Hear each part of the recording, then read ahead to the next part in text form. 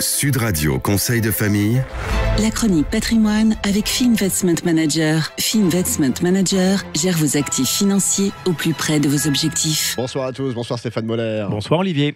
Fondateur et président de Via Wealth Management. On va répondre à Stéphane qui nous écoute à Valence et qui se pose beaucoup de questions au sujet de la SCPI. On est ici dans un domaine que vous maîtrisez parfaitement lui aussi. Mais SCPI, qu'est-ce que ça veut dire et comment ça marche? Petit rappel. SCPI, ça veut dire Société Civile de Placement Immobilier. Les SCPI sont aussi appelés pierre-papier. Et ça sert à quoi? À qui une SCPI? Nous l'avons souvent évoqué, il existe de multiples façons d'investir dans de l'immobilier. La SCPI est l'une d'entre elles. Quand à titre particulier, nous achetons de l'immobilier, nous achetons souvent de l'immobilier résidentiel, des logements, par opposition à l'immobilier de bureau ou l'immobilier commercial. L'immobilier de bureau est plus rentable que l'immobilier commercial, mais aussi beaucoup plus cher. Les tickets d'entrée ne sont clairement pas à la portée d'investisseurs privés individuels.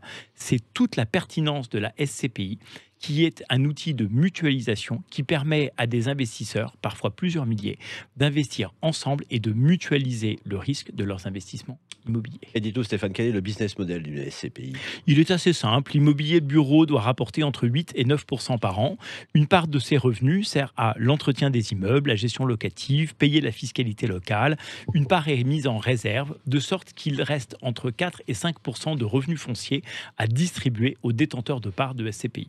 Important, le revenu est net de toutes ses charges. Je reprends votre expression, quels avantages la pierre-papier offre-t-elle? D'abord, la SCPI est un outil de diversification. Il ne convient pas d'avoir tout son patrimoine en SCPI. Une fois énoncée cette évidence, on constate que la SCPI peut offrir plusieurs avantages. Un, évidemment, la mutualisation des risques que nous avons évoqués présente un avantage. Si par exemple un locataire faisait défaut, cela passerait presque inaperçu dans une grosse SCPI. Autre avantage?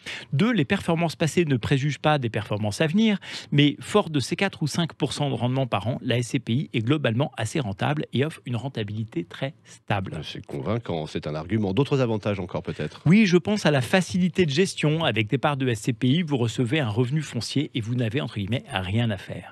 Et puis, c'est également très intéressant, il existe des dizaines de sortes de SCPI, tout investi sur des types d'immobiliers commerciaux différents. On peut donc en plus choisir le type d'immobilier que l'on souhaite acquérir par le biais d'une SCPI. Vous avez un exemple rapidement? Oui, des SCPI de bureaux, orientés loisirs, des SCPI qui investissent dans le secteur de la santé, qui investissent dans d'autres pays d'Europe, etc. On imagine qu'il y a aussi des inconvénients, ceci dit. Oui, le premier inconvénient est un inconvénient relatif. Je m'explique. Oui. Certains investisseurs préfèrent détenir de l'immobilier tangible, c'est-à-dire disposer de leurs propres appartements et d'en opérer eux-mêmes la gestion, ce qui évidemment ne permet pas de faire les SCPI. Le deuxième inconvénient est peut-être dans la liquidité des SCPI. On pourrait imaginer qu'en période de crise immobilière, les parts de SCPI puissent être difficiles à revendre. Ceci dit, on en irait probablement de même avec l'immobilier classique. Absolument. Merci pour ce rappel. Chronique à retrouver en podcast sudradio.fr. Et nous on se retrouve demain, Stéphane. À demain, Olivier. À demain. C'était Sud Radio Conseil de famille. La chronique patrimoine avec Finvestment Manager. Finvestment Manager gère vos actifs financiers au plus près de vos objectifs.